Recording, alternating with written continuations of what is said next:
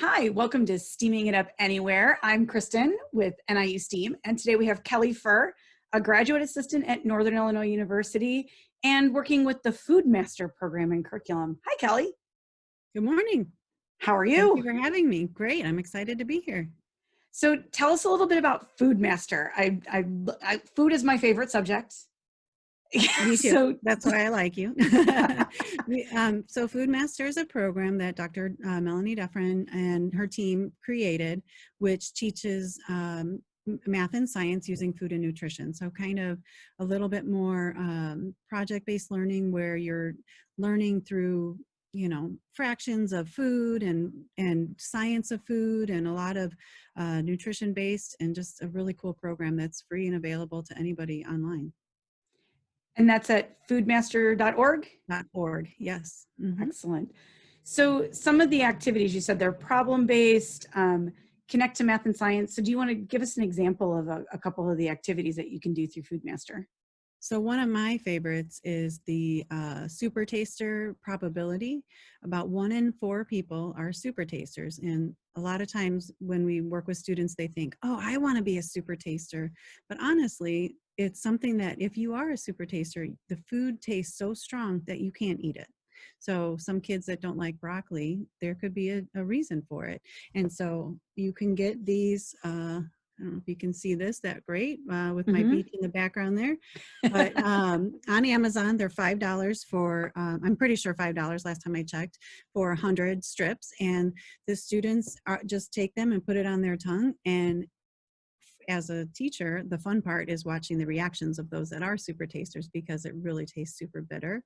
And you can just do so much fun stuff with that. And they really enjoy it because they want to be like their friends. So then they start to act like they can taste it, but you really can tell the ones. I always go back to STEM Fest and the kid that tried it and turned around and licked his mom's coat because it was so bitter. That's the kind of reaction that some get. But it also helps parents understand that maybe I don't have to force that food, because they really do. There really is something behind it. There is a science behind it. Well, I like how you said you can really talk about probability. So doing Yes. the research about what's the percent of the population that are super tasters. Yep. So then what's the probability of you being a super taster? You can, you can bring a lot of math into that. Exactly. And then because they're so inexpensive, what I like to do is you can create a little bag and send them home, and then send them with the parents and see, go beyond the classroom and bring it into the family and say, well, my mom is and my dad is, because that's the other thing. Again, we did this at STEM Fest. We had quite a few people to test it on. But they, whoever cooked the food was a super taster, and who didn't cook the food was not. And they didn't like the taste of each other's food because their tastes are different. And so it's just a conversation to really open up a lot of opportunity about food and understanding why, just like cilantro, some people don't like cilantro. There's a reason for that. Yeah, I had that conversation with my kids. Apparently both of my kids think cilantro tastes like soap. That's a genetic thing. And so, and those of us that love cilantro think they're crazy, right? Mm-hmm. But that's really, truly a thing. And so it just, it's just a simple little thing. Most people, it tastes like paper. That's the general idea. And so it's like, okay, well, now you can understand, and then you can experiment and figure out, well, what level of super taster do you have? If you eat broccoli and then raw and it's bad, but then maybe you saute it or roast it, and then you can try different. So again, you can just really do whatever you want with it. And it's just a fun little lesson. There's, it's not exact science that 1 in 4, because I've found out that that's not always true too. So that's kind of, and then you can bring up another conversation. Yeah, great conversation starters. It reminds me of in biology class when we were talking about dominant traits and regressive traits and looking at everybody of who could curl their tongues, Yes. Who had the attached and detached earlobes. So Right, then you could bring in the whole super tasting aspect of things as well. Exactly. Yep. It's a lot of fun. And like I said, from a teacher's perspective, just seeing the reactions on some of the kids is a little bit fun too. So So speaking of math, I know one of the activities that you did with us and a group of teachers last summer was looking at nutrition labels. So what are some of the things you can do with nutrition labels? Well, and that so in our Food Master book, in the third through fifth grade book, there is a section called selecting cereals, and so, you know, it was interesting that we did this with teachers, and there was again a lot of conversation in math, but fractions, percentages, order of ingredients, and what the labels mean, and from somebody that's in the nutrition field, they're reading labels. To me, that's the big win. And you can find out what has more sugar than the other one. You can place an order of the most amount of calories, or you can divide, and the food labels are changing, so there's even more information on them. So they're going to now have the portion size information, and then also if you eat the entire package.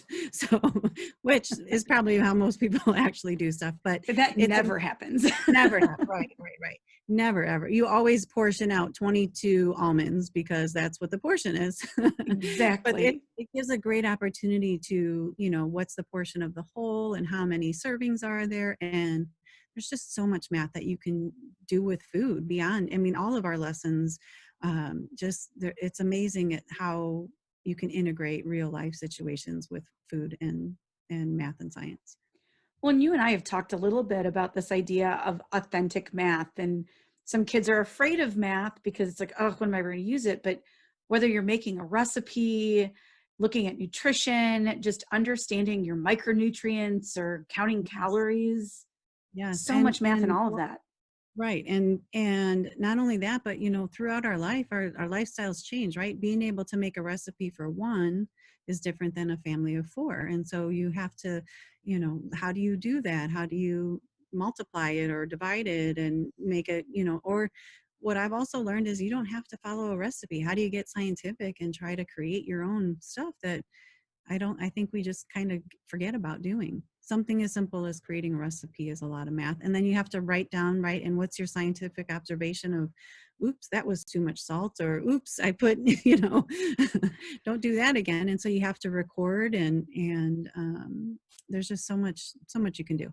Well, and that could be a great multi-generational activity to do. I know my grandparents and my husband's grandparents had these recipes that they would just remember from their heads, and nothing was written down. And my husband one time sat with his grandmother and watched her make these special Swedish rolls, and was trying to document the recipe and capture that, and asking questions. Well, why do you use that? And what can you swap it out for that? And great conversation around the science of food, the Yes. And math, the the history portion of it too. size. Yeah, there's so much that like you said, I during COVID I've been watching Food Network 24/7 because there's nothing else to do. And it's they don't measure stuff half the time. They can eyeball it, and if they don't measure it exact, it's okay. And so you're just learning different ways to try new things, and the math and science of food is fascinating. And I think it's a great we need to get more students interested in nutrition, and get them into dietetics, and let's start talking and having more conversations around food. And over something that you made. Right, Let's have right, a and let's have a sharing, conversation yeah. over cookies or a Yes, healthy salad, or whichever. both. Or both. Or you could do chopped and make it all into one, right? The famous cookie salad. Yes. Yeah, So creating the recipes and just trying. When you play with your food, you're more likely to try it. And I think that's, like I said, from someone in nutrition, I really think that we can bring. I know there's allergies and there's things and that you have to be concerned about, but let them explore and see. We did even just doing a lesson where we brought in magnifying glasses and broccoli. The kids loved it, and what do they see with that? So it's a lot of fun. so if teachers or parents out there want to find the Food Master curriculum, It where is can they go? It's all funded by the National Institute of Health, the Science Education Partnership Award at foodmaster.org. And you just click on we've got it broken by grades 3 through 5, middle school and higher education, but most of the lessons can be adapted to whatever your grade is that you want to teach, or break it up, or however you want to do it. But it's all free, available for download, and it's a great program. Great. Well, thank you, Kelly. I enjoyed talking to you, and now I'm hungry, so now I'm gonna have to go get something to Yes. eat. It's lunchtime somewhere, right? Yep, exactly. Thank you. Thank you.